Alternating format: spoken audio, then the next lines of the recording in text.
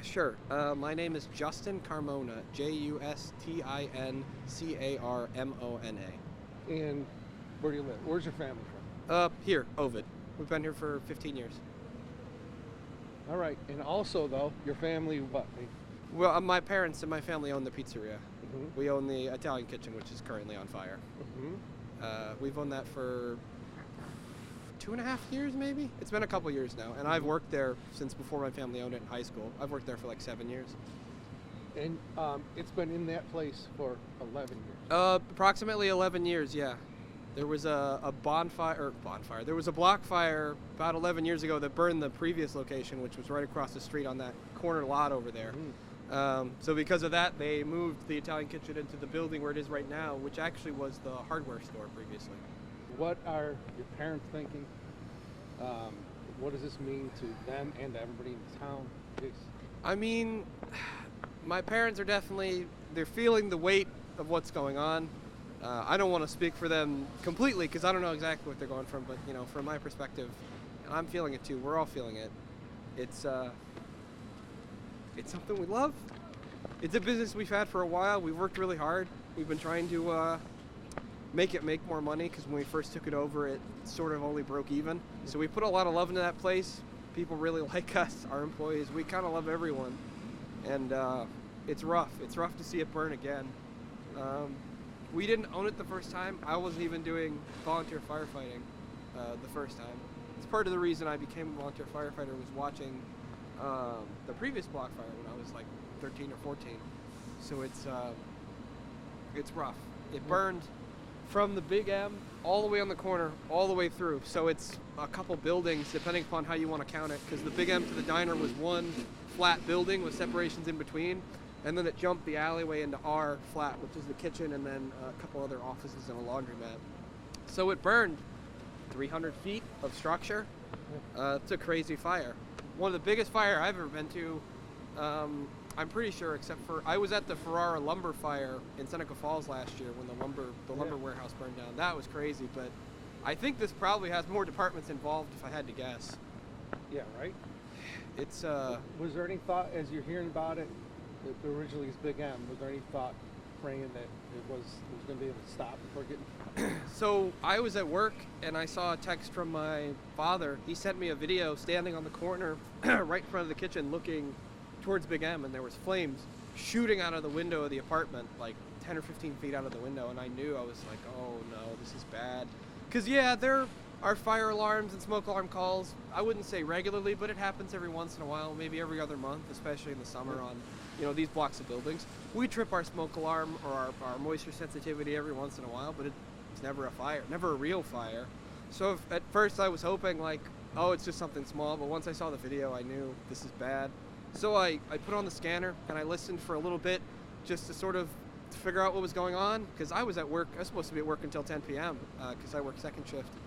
And after a couple minutes, they got to the 15-minute benchmark and they just kept calling, we need SCBA, we need SCBA, we need SCBA, which is the air pack, people to go inside. Once I heard them call 3 or 4 times, I knew, I was like, I gotta go. I gotta go. Yeah. So it's certainly I think everybody feels it. It's a hit to the town. It's going to be rough for a little while, but we've been through it before. This is a little bit worse than last time, but I think things will come out on the other side. I just don't know if they're going to look the same and feel the same. Sure. But we're going to do what we got to do. What does this mean to this town? It's going to be tough. To be honest, Ovid's kind of lucky in that we've had, for such a small town, for such a small community, we're only a couple hundred people, like in the village of Ovid. We've been lucky in that we've had a couple grocery stores, a gas station, two pizza restaurants, a Chinese place. We've had enough. We've had more than I think other small communities of our size do. Like, we've been fairly lucky, and Main Street has definitely seen I don't know if I'd call it a revitalization, but it's definitely gotten a new coat of paint. It's gotten clean. Not that it was dirty, but it's gotten spiffed up, brought back to a good fighting shape. Because when we first moved here, stuff was old and dirty, just because, didn't have the money or didn't have the time, or, they just got that way. Yeah. But over the last 5 years, Main Street has it's been looking great. Like, it's honestly been awesome. We had a farmer's market. We've had open air concerts, like in the park across the street. it's been on the up, and it's going to be tough. I mean, we lost a pizza restaurant, laundromat, grocery store, diner, a couple apartments, some offices. We lost one? Yeah. And the coffee, my mom also owns the coffee shop that's right here around the corner, and our coffee roaster was in the back of the building next to ours. That building's gone. It's on the ground now. So this actually took out two businesses of ours, both of our businesses in one strike, because the coffee shop building is still there. It's fine. Our method of producing our beans, of roasting our beans, is gone.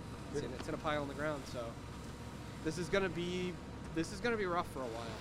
I think for people that are living here, you're still gonna be able to get groceries. You're still gonna be able to get pizza, but instead of having two options, you're gonna have one. You're gonna have one pizzeria, one Chinese restaurant, a gas station, and Dollar General, and that's basically it. And then in the summers, you're between these two. What are the two lakes between Seneca and Cayuga Lake. Yeah. Yep, Ovid's basically smack dab in terms of height and width between the two largest Finger Lakes, Seneca and Cayuga Lake. And this is a major crossroads. In the summer, it's very busy. This is a major crossroads. You've got 414, State Route 414, State Route 96, State Route 96A.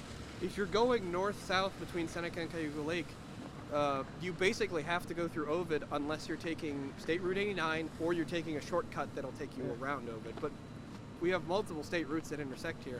So the main intersection at the Four Corners, which is what we call it down there, there's a flashing stoplight. I think there was a traffic study, it's probably out of date now, but there was a traffic study about 10 years ago that there was 40,000 cars a day coming through that intersection. And tourism has definitely gone up, so this place is booming in the summer. Yeah. Like, I don't know what's going to happen, because I don't know how much is going to go up between now and, say, May or June. I really don't think that there's going to be a crazy amount of change. Things will probably start rebuilding. We'll probably be in the early phases of putting stuff back up, getting some services back in, but I don't know how much is going to be here by peak tourism, and that's how these businesses survive, especially ours. Like, in the winter, it makes enough to pay the bills, but the summer is really what makes it worth, makes it so we can continue to invest in the business. Yeah. What about the people, your clientele, the families, the regulars? How do you feel about that? Almost like you're letting them down. It's gonna be a sad part. Your parents are gonna miss that. It's gonna be tough. It's gonna be really tough. I mean, we have a good amount of employees too.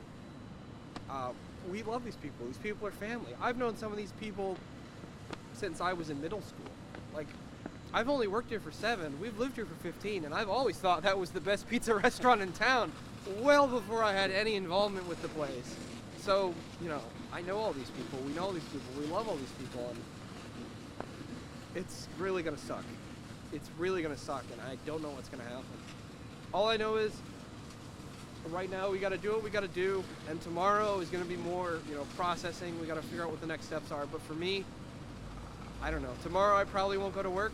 I might. I'm gonna try to, but if I need to stay here, I need to stay here. But at some point I gotta get back to work in Rochester so I can make my own money, and if that needs to come back here somewhat to help, then I'm more than willing to do it. But we all still need to push. Tonight's the night to hold it together. Tomorrow's the night to cry and start processing, and then hopefully the day after that it's like, all right, let's start working through the next steps.